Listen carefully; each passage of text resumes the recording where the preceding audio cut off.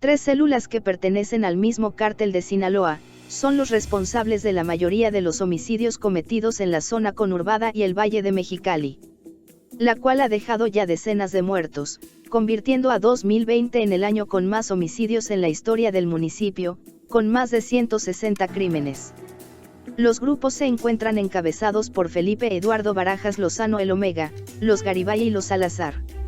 Estos últimos han dirigido el tráfico de drogas y los asesinatos en Sonora, y durante los últimos 2 años se han dedicado a cazar adversarios en Mexicali. El domingo 11 de octubre, el gobernador Jaime Bonilla Valdés fue abordado por reporteros sobre la ola de violencia que se vive en el Valle de Mexicali, la cual ha dejado una cruenta estela durante 2020, considerado ya el año más violento de la historia en el municipio que alberga la capital del estado, con más de 160 asesinatos.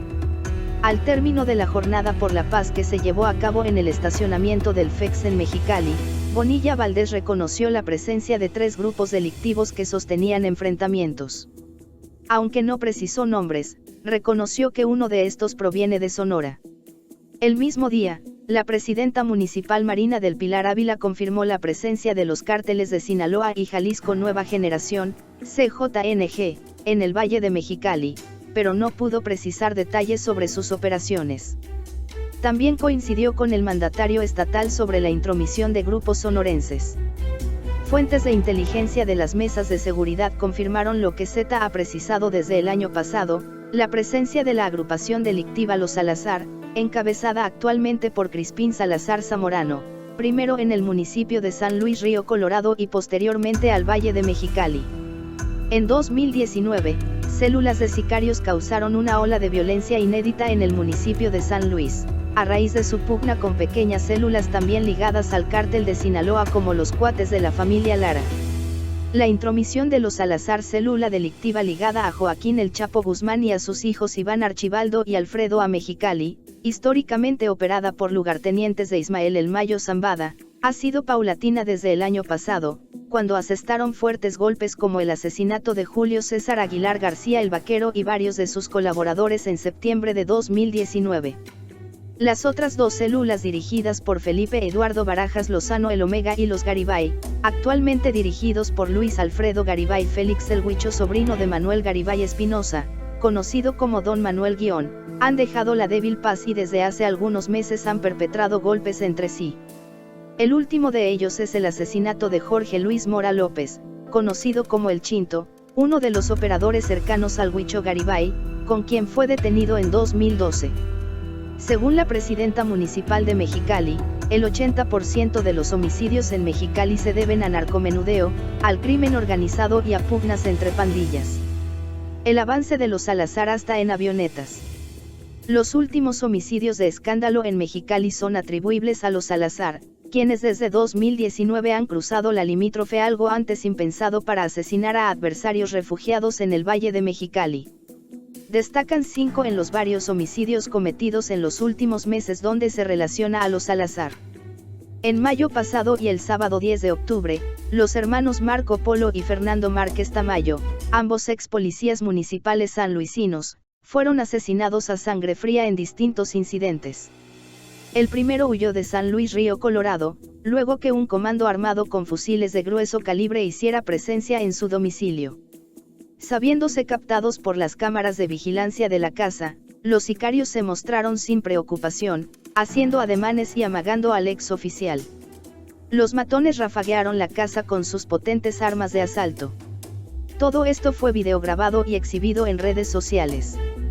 Marco Polo Márquez Tamayo huyó a Mexicali y se refugió con su familia en un domicilio ubicado en Sevilla Residencial, fraccionamiento privado ubicado al oriente de la ciudad, donde una semana después, 3 de mayo, fue asesinado en compañía de su hijo de 3 años con un arma corta. Márquez Tamayo tenía los días contados porque se le relacionó con el asesinato de un lugarteniente de los Salazar en San Luis. Meses después, su hermano Fernando, quien también se refugiaba en Mexicali, fue abatido por matones que le dispararon con armas de grueso calibre. La noche del 10 de octubre, Fernando Márquez Tamayo, quien cuenta con antecedentes de portación de arma de uso exclusivo del ejército, salió de su domicilio en la colonia Independencia de Mexicali, con rumbo a San Luis.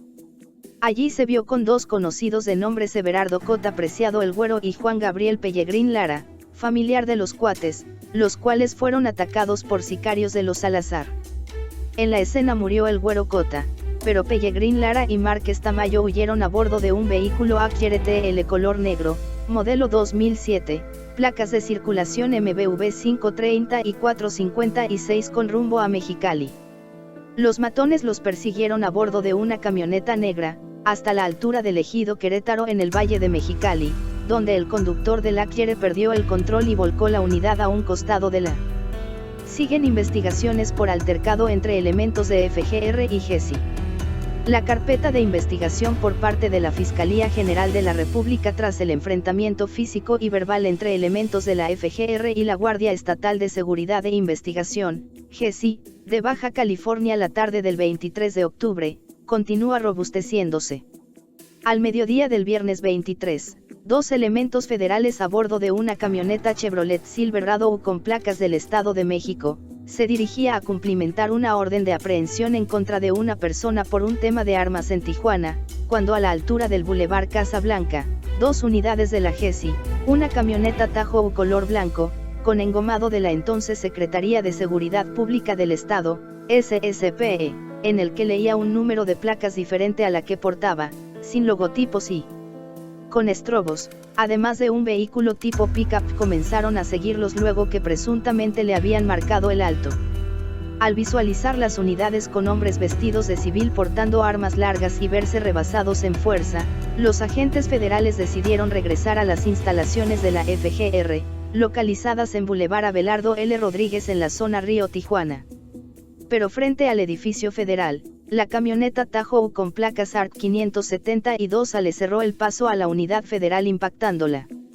Tras el incidente, elementos de la FGR y de la GESI iniciaron un altercado verbal y físico que llegó a los empujones, lo cual quedó videograbado por varios transeúntes y medios de comunicación que se acercaron al sitio. Luego de varios minutos de discusión, la unidad Tahoe de la GESI con un golpe en el guardafangos fue removida por los elementos estatales, pero abandonada cuadras más adelante. El hecho fue reportado a la FGR, quienes removieron la unidad, quedando bajo resguardo en el edificio federal, donde actualmente permanece. La carpeta de investigación se inició el mismo viernes, se están integrando todos los elementos necesarios, desde que se inició la persecución, quienes conducían las unidades de la GESI, que hasta el momento se desconoce, hasta determinar cuáles fueron los motivos para chocar la unidad, si los elementos federales estaban llegando a su lugar de trabajo.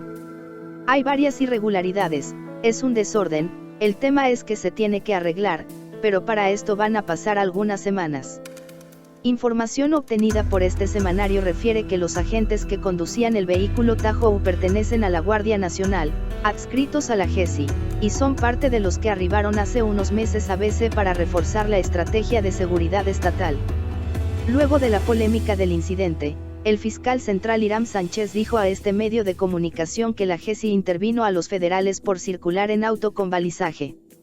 Al conocer del altercado, acudió a las instalaciones de la FGR, donde habló con el subdelegado Sergio Castañeda Sanchotena, quien le informó realizarían un informe policíaco homologado, a lo que Sánchez contestó que la GESI haría lo propio y lo presentarían ante la fiscalía. Los elementos de la GESI andaban en Casablanca cuando vieron la unidad pick-up con placas del Estado de México con estrobos y sin más identificación oficial, en las mesas de coordinación estatal para la construcción de la paz y seguridad a la que asisten los representantes de todas las corporaciones. Se dio el acuerdo que todas las unidades balizadas en esas condiciones serían intervenidas para verificar que fueran de elementos de las corporaciones, detalló el funcionario. Se les marcó el alto y no se detienen. La persecución se reportó y se extendió hasta las instalaciones de la FGR, en el lugar empiezan los empujones y se genera el altercado, abundó.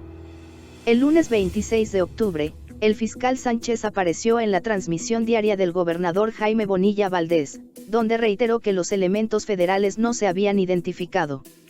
En lo referente al número económico de la unidad estatal, aclaró que no coincidían con las placas, ya que las láminas de la unidad habían sido robadas y al reemplazarlas no coincidieron con el número original. Ante la polémica que suscitó el caso, el funcionario estatal aseguró en la misma transmisión que se realizará una investigación, basándose en las cámaras de vigilancia para determinar cómo se originaron los hechos. Hasta el cierre de esta edición, jueves 29 de octubre, la Fiscalía General del Estado no aportó mayores detalles de lo ocurrido el viernes pasado. Carretera San Luis-Mexicali. Los sicarios descendieron y remataron a Márquez Tamayo, quien murió en la escena tras recibir 8 impactos en cabeza, pecho y abdomen. Pellegrín Lara también recibió 2 impactos de bala en la espalda, pero logró ser trasladado y atendido en un hospital de Mexicali. Otros 3 crímenes se cometieron en los alrededores del Rancho Roa, ubicado sobre la carretera a San Felipe, entre las parcelas de El Choropo y el Ejido Guanajuato, rumbo a la zona sur del Valle de Mexicali. En este punto fueron localizados 3 cadáveres envueltos en una lona blanca en el periodo de una semana, una de estas tenía la palabra Jorge replicada en reiteradas ocasiones. La hipótesis de la Fiscalía General del Estado, FGE, en Baja California, es que los 3 crímenes están relacionados y fueron cometidos el mismo día, pero las autoridades los localizaron a lo largo de una semana. Politraumatismo es la causa de muerte en los 3 individuos, según los dictámenes forenses a los que Z tuvo acceso. Sin embargo, tras conversar con médicos expertos en la materia, se descartó que un grupo de personas pudieran ocasionar tantas heridas con algún objeto o con sus manos, ya que las características sugieren que todas las heridas se dieron a raíz de un fuerte impacto, como si hubiesen sido atropellados por un tractocamión, pues los cuerpos estaban destrozados, pero no mutilados. Sin embargo, el atropellamiento se descartó debido a que no cuentan con huellas de rodado sobre el cuerpo.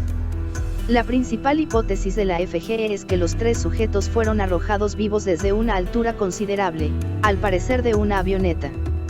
Esta teoría se sustenta en la declaración de un testigo que advirtió escuchar vehículos aéreos atípicos la noche anterior del primer hallazgo realizado el 23 de septiembre, a esto se suma que no existen marcas de neumáticos cercanas a los cadáveres y que el acceso a 2 de los 3 lugares de los hallazgos, es prácticamente imposible a bordo de vehículos comunes, toda vez que se trata de zonas de siembra con tierra suelta, donde solo pudieran ingresar tractores.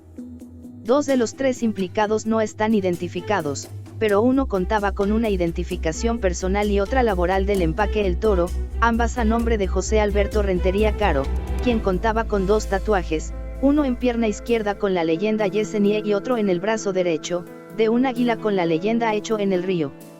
Rentería Caro era residente del municipio de San Luis Río Colorado, Sonora, y según autoridades de aquel municipio, hace 2 meses él y un hermano fueron reportados desaparecidos tras ser levantados de su domicilio por sicarios de los Salazar.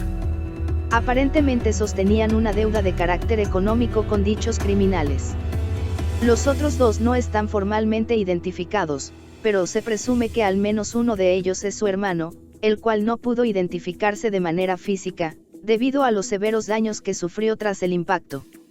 Investigadores de las Mesas para la Construcción de la Paz en Baja California, atribuyen a los Salazar varios homicidios, sobre todo aquellos que se registran en zonas cercanas a la limítrofe entre Mexicali y Sonora. Los Garibay y el Omega. Tras la detención de El Chapo Guzmán, comenzaron los conflictos entre las células pertenecientes a El Ruso y el Omega y los Chapitos, las cuales encontraron su peor punto tras el Culiacanazo de 2019, donde fuerzas federales detuvieron y liberaron a Ovidio Guzmán López, hijo del capo detenido en Estados Unidos. Y es que los primeros no quisieron participar en el asalto, lo que fue considerado una afrenta para los hijos del Chapo. Este conflicto es la principal hipótesis sobre el avance de los Salazar a San Luis y Baja California, zonas de influencia de los operadores de El Mayo Zambada, entre ellos El Ruso, el Omega, Vicente Martínez González El Guilo, los Cuates y los Garibay. Tanto el Omega como el Ruso mantienen una pelea frontal contra los operadores de los Chapitos. Para muestra, basta recordar lo ocurrido en junio, cuando sicarios de el Omega provenientes de Mexicali fueron acribillados en Tepuche, al norte de Culiacán, durante un enfrentamiento contra el ejército y sicarios de los hijos de Guzmán Loera. Este enfrentamiento vino a frenar la expansión de Barajas Lozano, quien extendía su influencia por toda la zona conocida como Los Puebles y la zona conurbada del Valle de Mexicali, donde los meses de marzo, abril y mayo, se generó una seguidilla de homicidios en la que fueron abatidos líderes narcomenudistas como Juan Carlos Rendón Solano el Oso y Jaime Cárdenas Pérez el Viejón, en la que se implica a El Omega. Durante esos meses, la incidencia delictiva de homicidios creció de forma importante y ubicó a la zona de Los Puebles como la más conflictiva del municipio, por lo que se implementaron operativos muy agresivos en esa zona para inhibir la incidencia. Respecto a los Garibay, su influencia se ha limitado a la zona sur del Valle de Mexicali, como los ejidos Chiapas 1, 2 y 3, Colima, Hermosillo, Quintana, La 28, Bonfil y Mezquital, donde se encargan de la distribución menudista de enervantes. Tanto los Oumegues como los Garibay han tenido desencuentros y conflictos durante los últimos años, sobre todo desde que se afianzó Luis Alfredo Garibay Félix, sobrino de Manuel Garibay Espinosa, al frente de la operación de narcomenudeo. Sin embargo, el asesinato de Jorge Luis Mora López el Chinto, de 31 años, en el lavado de autos llamado Kevin del Ejido Saltillo, podría ser un parteaguas, toda vez que es reconocido como uno de los operadores más cercanos a El Huicho Garibay, originario de El Centro, California, con quien fue detenido en 2012 durante un operativo realizado en Tijuana. En ese momento se aprehendió a El Huicho por la portación de un arma de fuego, pero fue liberado en cuestión de horas, mientras que el Chinto permaneció 2 años detenido, al contar con un mandamiento judicial por homicidio, en agravio de una niña y un individuo, a quienes acribillaron tras rafaguear una casa donde se desarrollaba una fiesta en el Valle de Mexicali. Por dichas acusaciones fue liberado a través de una serie de amparos y regresó a la actividad ilícita. En 2016 volvió a ser detenido por portación de armas de fuego y, según fuentes de inteligencia, también participó en el robo de armas en una estación de policía del Ejido Nuevo León en 2012, cometido por una célula de los Garibay. Mora López fue asesinado la mañana del miércoles 14 de octubre de 2020, cuando se encontraba en el lavado de autos. Su acompañante observó el momento en que varios sujetos arribaron a bordo de una camioneta tipo Cherokee con la intención de levantarlo, pero el Chinto opuso resistencia, por lo que decidieron matarlo con armas de grueso calibre. A su alrededor se encontraron cinchos, con los que pretendía ser retenido. La principal hipótesis del homicidio es un ataque de El Omega hacia uno de los operadores más cercanos al Huicho Garibay. Sin embargo, por la zona donde se perpetró el crimen, todavía se analiza si pudiera tratarse de una ejecución ordenada por los Salazar.